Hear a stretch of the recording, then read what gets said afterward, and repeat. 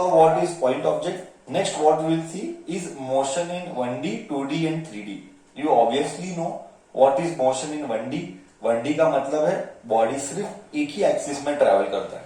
हमारा जो चैप्टर का नाम है, देख ध्यान से पढ़ना, हमारा जो चैप्टर का नाम है वो 1D वाला है, 2D वाला है कि 3D वाला है? Come on think. हमारा जो चैप्टर का नाम है वो 1D वाला है, 2D वाला है कि 3D वाला है? हमारा जो चैप्टर का नाम है वो 1D वाला है.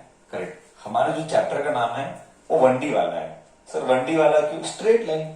स्ट्रेट लाइन मतलब या तो ऐसा होगा या तो ऐसा होगा. एक ही लाइन है. मतलब पूरे जर्नी में, मतलब पूरा चैप्टर, पूरा का पूरा चैप्टर हम सिर्फ 1 डायमेंशन में पढ़ेंगे. फिर लेवल बढ़ाएंगे. नेक्स्ट चैप्टर क्या है पता है? ये तो 3rd चैप्टर है. ओके, ये तो 3rd चैप्टर है. नेक्स्ट चैप्टर को कौन सा आएगा? नेक्स्ट चैप्टर आता है motion in a plane. Motion in a plane. Plane यानी क्या? प्लेन यानी ये देखिए, ब्लैक बोर्ड एक प्लेन है.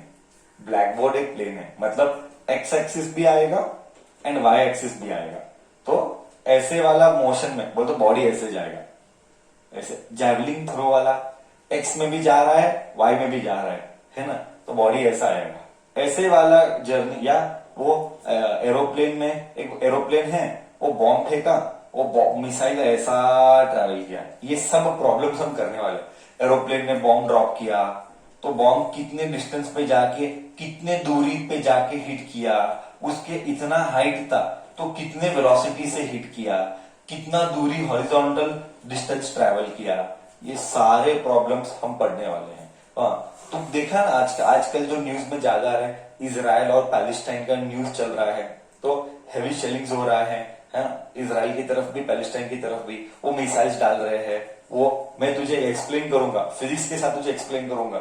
उनका जो आयरन ड्रोन है ना, आयरन ड्रोन करके उनका एक ये है, एक डिवाइस है जो उनके टेरिटरी में आता है तो उसके आने के पहले ही वो उसको नाश कर देता है. It will destroy it. उसके पीछे का physics motion in a plane में आएगा. उसके पीछे का फिजिक्स मैं मोशन इन अ प्लेन में तेरे को एक्सप्लेन करूंगा कि कैसे होता है ये सब. ओके, मतलब कैसे क्या करते हैं, कैलकुलेशन क्या होता है, पूरा मैथमेटिकल कैलकुलेशन. जब बॉम्ब या मिसाइल जो भी बोल जब फेंके जाएंगे तो वो कैसे ट्रैवल करते हैं, उसका मोशन क्या, उसका फॉर्मुलेस क्या, कैसे कैलकुलेशंस करना है. That is motion in a 2D, that is motion in a plane. So अभी के लिए पूरे चैप्टर में हम ऐसा वाला मोशन नहीं पढ़ेंगे. ओके, ये सब मोशन हम नेक्स्ट क्लास में पढ़ेंगे, सॉरी नेक्स्ट चैप्टर में. अभी के लिए हम सिर्फ पढ़ेंगे motion in a straight line. Okay, straight line means 1 dimension. तो बेसिकली 3 डायमेंशन है, 1D, 2D एंड 3D. हम करने वाले सिर्फ 1D है. पूरा चैप्टर एक जो 9th में स्टैंडर्ड में पढ़ा था वही है. पूरा चैप्टर हम करेंगे 1D. ओके, चलो. So next is reference point. तुझे पता ही है रेफरेंस पॉइंट के बारे में क्या बोलूं. ऑब्जेक्ट को कहीं से स्टार्ट करना है तो उसमें उसके लिए रेफरेंस पॉइंट बताना जरूरी है कि कहां से स्टार्ट हो रहा है. लेट मी से बॉडी इधर है तो ऐसा जा रहा है. अब तू बोलेगा भाई किधर है, कितना दूरी पे, कितना दूर, किधर, कैसे. You will ask lots of questions. So concept is very simple. You have to specify one reference point. I will say, let me say this is my reference line. Okay, so this is the origin. So this is my reference line, means this is my origin. Okay, from the origin the body is located at 5 meter. From the origin the body is located at 5 meter. So specifying the reference point is very important so that we can describe the object. I repeat, specifying the reference point or a reference line is important so that we can specify the object और describe the object. Body कहां पे है. Okay, चलो discussion continues ahead. Okay, next what we are going to start is scalar and vectors. We have done this in 9th standard but still we have to do once again. What do you mean by scalar and vector? पूरा का पूरा discussion सिर्फ 2 ही चीजों पे होगा आने वाले दिनों में. बेसिक्स में, बेसिक पॉइंट ऑफ व्यू से. स्केलर क्या है, वेक्टर क्या है. स्केलर क्या है, वेक्टर क्या है, यही करना है. ठीक है. Okay, what is scalar? What is scalar quantity? What is vector quantity? A quantity which has only magnitude. A quantity which has only magnitude. Magnitude का मतलब value. A quantity which has only magnitude is called scalar quantity. Is called scalar quantity. Is called scalar quantity. मतलब हमको सिर्फ value में interest है. हमको सिर्फ और सिर्फ वैल्यू में इंटरेस्ट है. हमको उसके डायरेक्शन में कभी इंटरेस्ट नहीं लेते हैं. Example distance, time, speed, mass, energy, power. Okay, these all quantities are scalar quantity because we are not interested in the direction. Okay, when it comes to vector quantity, a quantity which has magnitude and direction as well. A quantity which has magnitude and direction as well.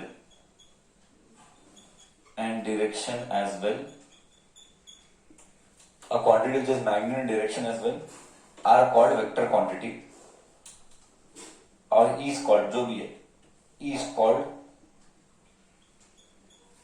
vector quantity.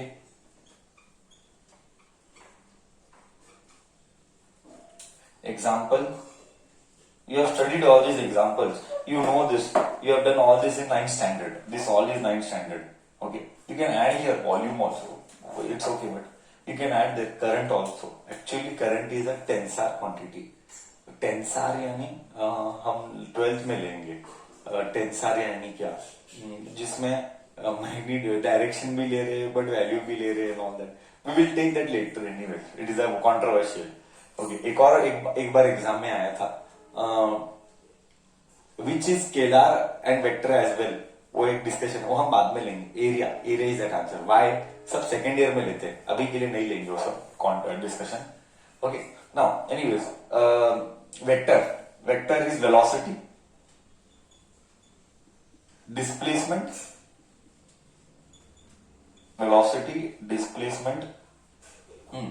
force, acceleration, okay, and so on. बहुत सारे हैं. Okay, हम आगे torque,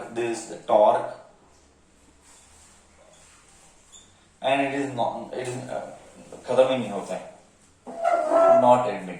okay, so basically हमको क्या याद करना है, इसका मैं एक दो एग्जांपल भी दूंगा. Then we are going to start with distance and displacement का डिस्कशन. थोड़ा सा 1-2 मिनट इसके ऊपर टाइम स्पेंड करते हैं समझने के लिए कि स्केलर क्या है, वेक्टर क्या है. 9th में we had done it, still I will spend some more time once again. ऐसे क्वांटिटी जिसमें हम सिर्फ और सिर्फ वैल्यू कंसीडर करते हैं, उसका डायरेक्शन कंसीडर नहीं करते हैं. ओके, एग्जांपल मैं देता हूं. एग्जांपल में डिस्टेंस का एग्जांपल देता हूं. Okay, I give an example of distance only. Okay, let me give an example of distance only. Okay, see, let us say you are here and another location is here. Now you will travel from here to here by n ways. बहुत सारे रास्ता है जाने के लिए. Path 1, path 2, path 3. Path 1 is 5 kilometers, path 2 is 3 kilometers, and path 4 is 6 kilometers. Now, what do you mean by distance traveled? See, distance traveled basically refers to actual distance, means actual path traveled. मतलब actually तो किधर से गया, तो मैं बोलूंगा सी actually तो किधर से गया, actually to first to B through journey 3 गया. 1 to A to B गया थ्रू जर्नी 3, यानी 6 किलोमीटर ट्रेवल किया.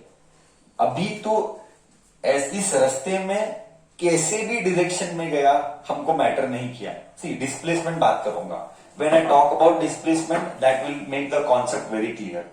When I talk about displacement the concept will be very clear, and that is how we will understand distance and displacement also, and we will understand scalar and vector also। ठीक है, displacement यानी shortest distance between initial position and final position, between initial position and final position। Okay, final position। Now what do you mean by this shortest distance between initial position and final position? यहाँ पे the shortest distance between A to B is 3 kilometers। Okay, but did you travel by that? No, you traveled by path 3, that is 6 kilometers। But displacement क्या बोलता है? Displacement बोलता है कि I am not interested whether you travel or whether you don't travel। I repeat, I am not interested whether you travel or whether you don't travel। My point is very simple। Shortest distance क्या है उसी को हम बोलेंगे displacement. Okay, shortest distance 3 kilometre. Sir but मैं travel किया ही नहीं, तो मैं क्या करूं उसके लिए? तो ट्रैवल कर नहीं कर, मेरे को क्या बोला गया? मैं मतलब डिस्प्लेसमेंट क्या बोलता है? डिस्प्लेसमेंट बोलता है दो पॉइंट के बीच में सबसे छोटा डिस्टेंस। दो पॉइंट ए टू बी, ये दो पॉइंट के बीच में initial position and final position, दो पॉइंट के बीच में सबसे छोटा डिस्टेंस 3 किलोमीटर। तू गया नहीं, मेरे को फर्क नहीं पड़ता है, तू नहीं गया तो भी मुझे फर्क नहीं पड़ता है। बट डिस्टेंस ऐसा नहीं है। डिस्टेंस क्या बोलता है? डिस्टेंस बोलता है कि दो पॉइंट के बीच में सबसे एक्चुअल पाथ क्या है? Actually travelling path was this path, तो तू घर ऐसे गया। अब इधर वैल्यू, इसमें वैल्यू क्या है? मैग्नीट्यूड। सी दोनों के पास मैग्नीट्यूड है। ओके, मैग्नीट्यूड 6 किसका है? डिस्टेंस का। अब तुझे समझेगा। एंड मैग्नीट्यूड 3 किसका है? डिस्प्लेसमेंट का। करेक्ट है। अब ये था मैग्नीट्यूड। बट एक वेक्टर क्वांटिटी के पास डायरेक्शन भी होता है। ओके, तो डायरेक्शन यानी क्या? जिसको हमको स्पेसिफाई करना पड़ेगा। ए टू बी गया तो हम मानेंगे पॉजिटिव। मे बी कोई बोलेगा सर मैं नेगेटिव मानूंगा, मान, वो तेरा चॉइस है। पॉजिटिव नेगेटिव मानना वो तेरा चॉइस है। तो अगर तू ए टू बी को पॉजिटिव माना, if you assume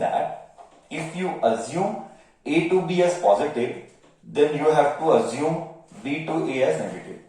This is positive and negative in physics is all about direction। I repeat, in physics positive and negative is all about direction। आगे से पॉजिटिव नेगेटिव वेक्टर क्वांटिटी को आया। I repeat, आगे से positive sign और negative sign आगे से sign अगर आया वो भी वेक्टर क्वांटिटी को, तो वो डायरेक्शन है। ओके, तो पॉइंट क्या था? आई रिपीट, पॉइंट क्या था? पॉइंट ये है कि एक जर्नी को इस पॉइंट से इस पॉइंट को अगर पॉजिटिव माना, if you assume this as positive, we will assume this as negative only for vector quantity. Then you will ask me sir distance को नहीं मानते? नहीं सर, हम नहीं मानते क्योंकि वो स्केलर क्वांटिटी है। ओके, सो सिंपल कॉन्सेप्ट है। कॉन्सेप्ट ये है कि डिस्टेंस के लिए, डिस्टेंस को हम स्केलर क्वांटिटी बोला है, इसीलिए उसके डायरेक्शन के बारे में कभी झगड़ा नहीं करेंगे। सिमिलरली वेक्टर क्वांटिटी में तुझे बताना पड़ेगा कि कहां से कहा जा रहा है। अगर ए टू बी को पॉजिटिव अज्यूम किया तो बी टू ए को नेगेटिव अज्यूम कर। बट तू मेरे को बोलेगा सर ए टू बी को नेगेटिव ले, तेरा चॉइस है। अगर ए टू बी को नेगेटिव लिया तो बी टू ए को पॉजिटिव लेना। बट डायरेक्शन बताना उसको हमने बोला वेक्टर, क्योंकि उसका वैल्यू भी है, value 3 kilometre and direction A to B है। ओके, बट डिस्टेंस में ऐसी बातें नहीं करते हैं। आई रिपीट, ऐसा ही हमने चीजों को फिक्स किया है, ऐसा ही हमने चीजों को स्टार्टिंग से फिक्स किया है कि डिस्टेंस को क्या मानेंगे, डिस्प्लेसमेंट को क्या मानेंगे, और इसी को लेके आगे का डिस्कशन होता है। I hope this is clear. Scalar quantity में सिर्फ वैल्यू होता है, डायरेक्शन के बारे में कोई झगड़ा नहीं होता है, ओके। बट वेक्टर क्वांटिटी में वैल्यू का भी लिखेंगे और डायरेक्शन का भी बताना पड़ेगा। एंड डायरेक्शन बताएंगे तो वो पॉजिटिव में बताएंगे या नेगेटिव में बताएंगे, वो तेरा चॉइस है। जैसे जैसे सिलेबस आगे जाएगा तुझे सारी चीजें क्लियर होगी। इनिशियली थोड़ा सा फ्रिक्शन, थोड़ा सा मन के साथ रेजिस्टेंस होता होगा, है ना। जैसे जैसे चीजें आगे जाएगी कॉन्सेप्ट खुद ब खुद क्लियर हो जाएगा, ठीक है।